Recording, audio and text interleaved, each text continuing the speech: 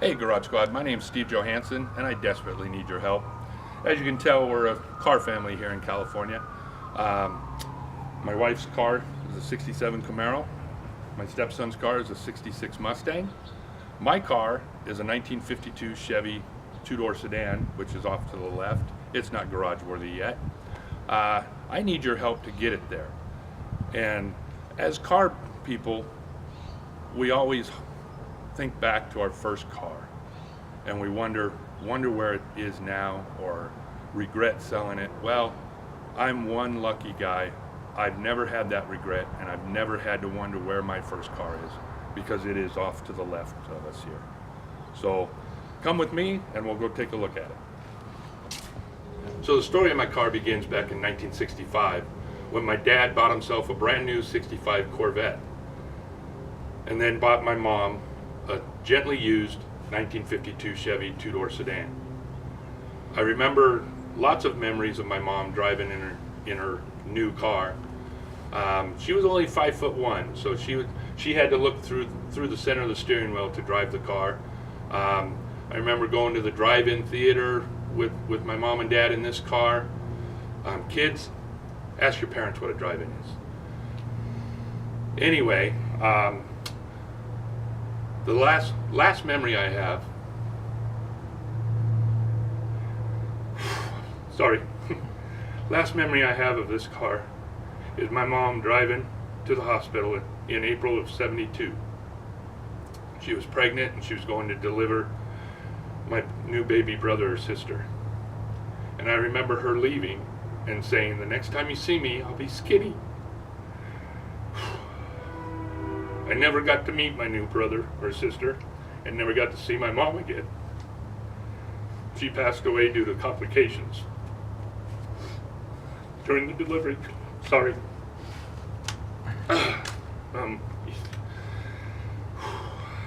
You'd think some 48 years later it would be easier to talk about that. But anyway, my dad gave me this car when I was 8 years old and told me it would be mine when I was ready to drive. So finally in 1982, I had my license and I was going off to college out of state. So my dad and I repainted it, this paint job actually, in 1982 in our two-car garage at home. I took it to college. On one of my trips coming home, the old tired six-cylinder decided to let number 2 piston out on the freeway in Barstow, California.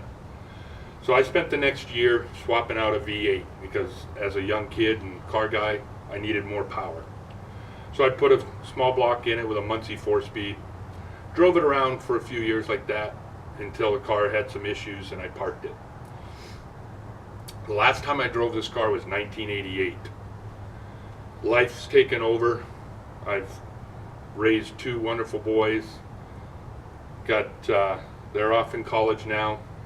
The weekends were filled with soccer tournaments and band competitions and a few Boy Scout campouts thrown in for good measure. So life took over, the car sat.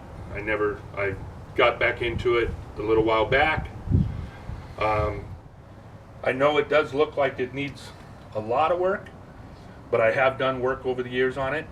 The body is sitting on a freshly powder coated updated chassis with Mustang 2 front suspension.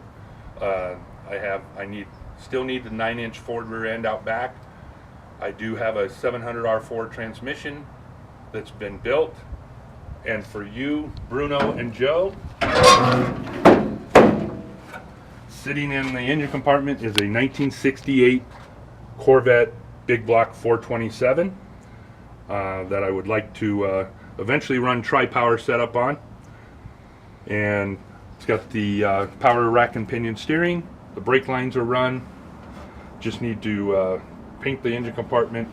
And I'm kind of liking the patina on the outside, so if we don't paint it, I won't be crushed. And Heather, my interior desperately needs your magic touch. I am missing the front seat. I have the rear seat. I have gauges. I have the steering wheel. I have a new I Did It steering column.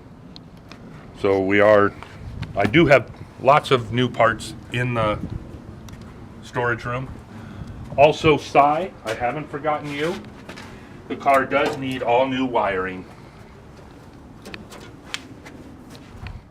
So what do you say, Garage Squad? You want to come out to sunny California and help me finish my dream?